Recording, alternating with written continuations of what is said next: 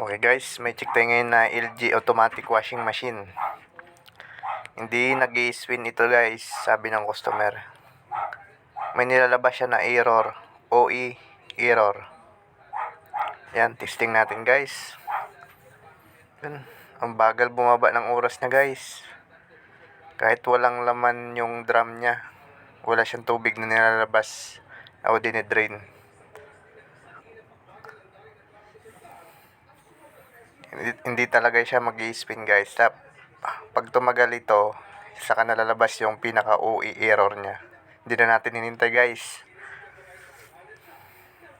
Check natin yung pinaka level, water level sensor.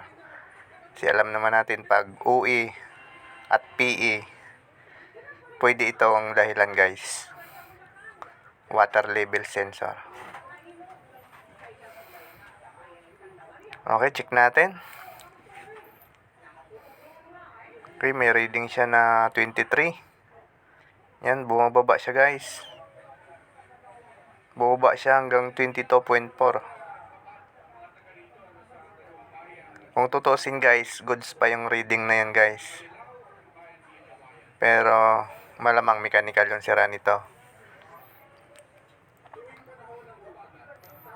Kaya ang gagawin natin, dapat pag ganyan guys, may spare kayo lagi nadala na water level sensor. Para pag yan para sa tingin nyo na yan ang may sira, may pan-testing kayo. Yan, salpak natin yung bagong water level sensor. Kabit natin yung hose niya sa puntang ilalim.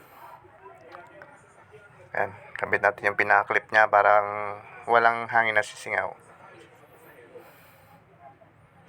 Yan. Yan na, nakakabit na. Testing natin. Lagay natin sa spin. Yan, naka-indicate siya guys na 14 minutes. Tingnan natin kung ganun pa rin, mabagal pa rin siya bumaba.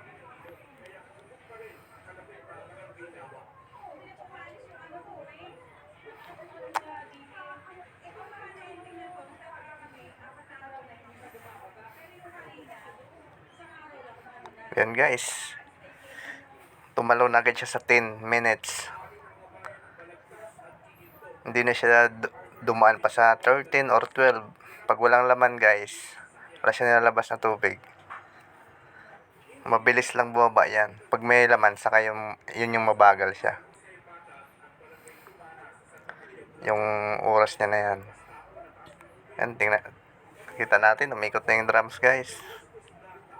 Yan, umikot na siya. Nag-i-spin na siya. Yan. Okay na to guys. Testing lang natin. Para dagdag libor.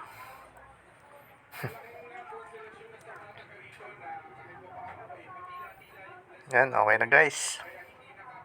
Goods na ito guys. Kwarta na naman guys.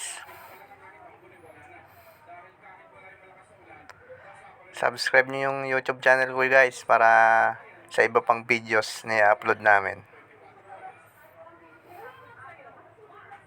Yan, goods na guys.